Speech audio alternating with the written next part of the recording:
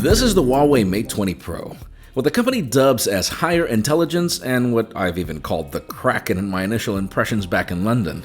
See, the word beast gets tossed around a lot when talking about flagship phones, but usually the differences between them are quite negligible.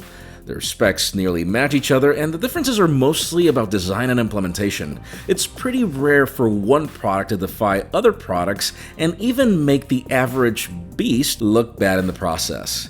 Thing is, that was all on paper, and now that it's been nearly a month since I started using one, it's time to tell you if it really lives up to its Clash of the Titans title. I'm Jaime Rivera with Pocket Now, and this is our review of the Huawei Mate 20 Pro.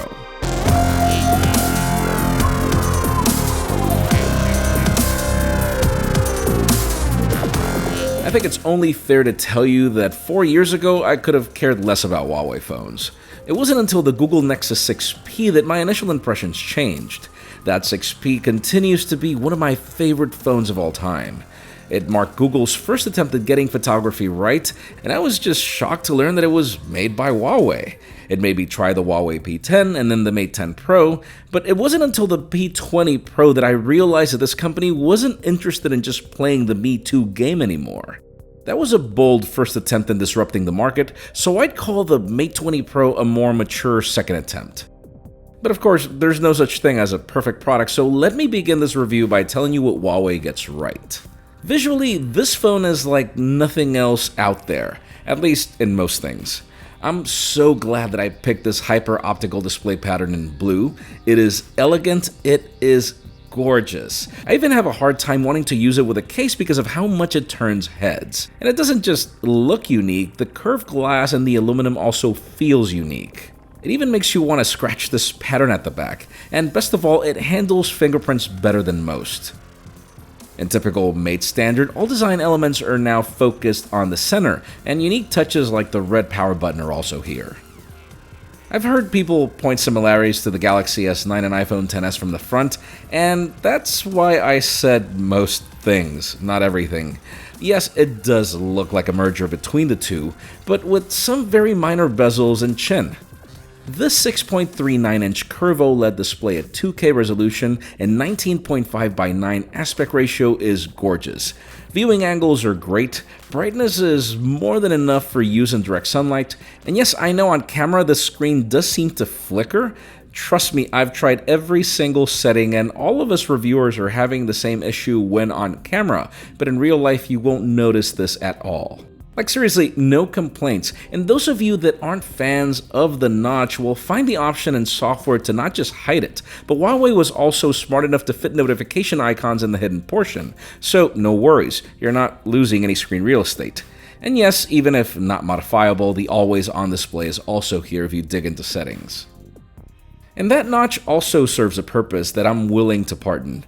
In the likes of Apple's Face ID, Huawei's facial recognition is just as advanced. This means a full dot projector, flood illuminator, IR camera, proximity sensor, and a 24-megapixel camera that also serves for selfies.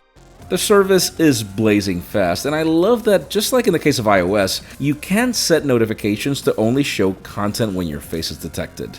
This is something that I've waited for Android phones to do for a while, and currently only available on this device. Now, if unlocking the phone with your face is not your thing, there's also the on-display fingerprint scanner that's not just fast, but works even when the display is off. Inside the Mate 20 Pro is literally the most advanced Android phone you can buy today. We're talking about the Kirin 980 processor with the world's first 7nm processor announced. We have 6 or 8 gigs of RAM that depend on your choice between 128 or 256 gigs of storage respectively. We have a massive 4200 mAh battery, one of the fastest chargers in the box rated for 40 watts, Qi wireless charging that's also reverse charging if you want to charge somebody else's phone, IP68 water and dust resistance, dual SIM capabilities, and I'm gonna run out of breath with all that's included here. So much so that this is one of the proud few phones left with an IR blaster at the top. And since we're talking specs, let's talk about the cameras. Huawei dubs this its thinking lens, tuned by Leica, as a hint to AI. But really, what I care about is just how it even manages to beat the P20 Pro in its own game. We're talking about a whopping 40 megapixel primary camera at f1.8 aperture and a 27mm equivalent, the return of a telephoto at 8 megapixels, f2.4 aperture, and an 80mm equivalent, and a new addition, a 20 megapixel ultra wide angle camera with its 16mm equivalent and f2.2 aperture. Huawei claims that this new sensor combo doesn't need monochrome assistance, and from my experience using it, I have to agree. If we've called the Pixel the king of computational photography, the Mate 20 Pro is the king of hardware that also has computational photography. Like, I've been using Panasonic cameras for a bit, also tuned by Leica, so I'm already a big fan of how Leica favors warmer colors and the use of grain to create this sort of cinematic approach to photography. I love the photos, I love the dynamic range, and I love how the over-sharpening that I found on the P20 Pro is no longer an issue here. Yes, there is Master AI 2.0 to help the camera adapt to what it sees, and those results are great, but I found myself turning it off and just drifting more to natural results from the camera. I'm also a huge fan of the wide-angle camera. They help you capture more epic sceneries, but seriously, my favorite trick is how I can get as close as 2.5 centimeters from my subject and get some awesome macro shots. And for those of you that don't understand the purpose of a telephoto, try this camera for street photography. That's really what they're great for, and this hybrid zoom that Huawei provides makes up for some awesome detail even at 10x digital zoom. Now, night mode does not just make a return, but it works even with the wide-angle camera. I love how Huawei will give you long exposure shots if you can hold still, and if you can't, it'll give you the first shot, which is still great. Probably night mode is one of my favorite things about this camera. It is a champ in low light. And honestly, this is also my favorite portrait mode on a phone. I have a few shots of my kids that remind me of my old Canon DSLR, if you look closely. About the only thing that I wish was here is an option to tune it down after the fact, for those cases where it's just too aggressive, which does happen.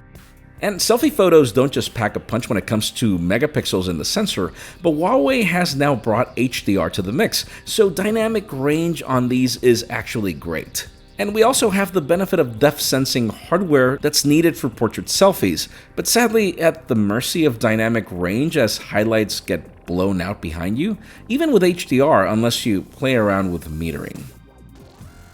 Now, standing in between what Huawei gets right and what it gets wrong, let's talk about software. I'm not the biggest fan of EMUI for its user interface, but this version 9 is based on Android Pie, which is great at a time when there are a ton of flagships that still don't have it.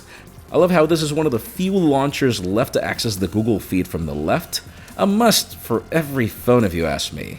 But then all it takes is the opening of a folder for you to notice just how much it resembles iOS in certain things that I don't really praise. Now, the reason why I say that I'm mixed and almost at the verge of praising Huawei is because in the end, what you care about is a good experience using the phone, and after a month, this phone is a champ regardless of its proprietary UI. It is really fast, it is almost Spartan in its animations, and you can play games and don't really complain about the experience at all. I mean, seriously, if essentials like battery life are important to you, this is your phone. In a month of using this device, I've only seen the low battery icon once, and that was after a full day of heavy use. Every other time I've been able to squeeze nearly an extra day. And then call quality is great, with callers claiming that I sound very well over the earpiece, and data speeds are also great on this device.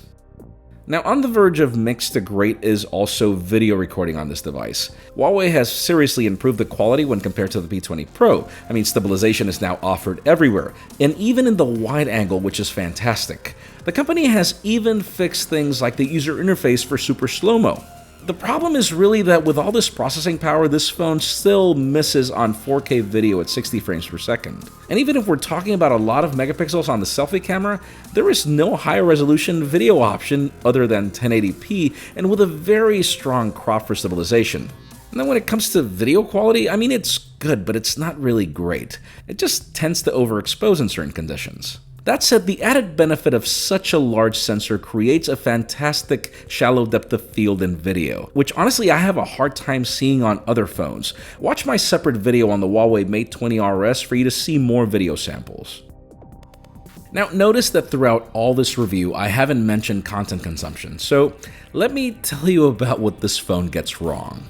The first thing, the speakers. I do find the genius for Huawei to fit the primary speaker in the USB-C port, but boy does it sound tinny. All protected by Gorilla Glass 6.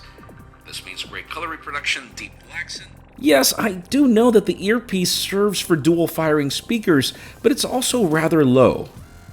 And going back to the software, yes, Huawei does have full-screen gesture control, but after a very frustrating day or two, I switched it off. The back gesture mimics Xiaomi with the back button on the sides of the display, and sure, it makes sense as an idea, but it's really hard to use in a curved display. And if you're using a case, forget it.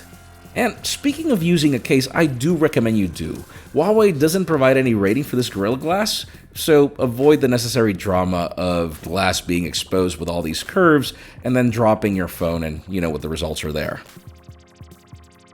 To conclude, let's go back to that initial premise. Is this phone really the Kraken? Is this really the beast that makes all competition look bad? In my book, it is. This phone is miles ahead in so many things, like the camera, the 3D sensing face to unlock for Android, the new architecture for the processor on Android, the fit and finish, and essentials like speed in the software and also battery life. It's just so unfortunate that this phone won't launch in the United States. Do I recommend this phone? I most definitely do. It may not be perfect, but this is as advanced as a phone gets in 2018, and most of what it can do, it does without the need to recur to gimmicks. I seriously just have to admit, the Huawei Mate 20 Pro is so far probably one of the best phones of 2018, and definitely one of my favorites. Folks, let us know what you think about the Huawei Mate 20 Pro in the comments down below, and make sure you follow us on social media. Subscribe to both our channels, English and Spanish, for more videos like this one. You can follow me on Twitter, Jaime_Rivera, on Instagram at Jaime Rivera. Please give this video a thumbs up if you like what you saw. I'm Jaime Rivera. Thanks so much for watching. We'll see you on the next one.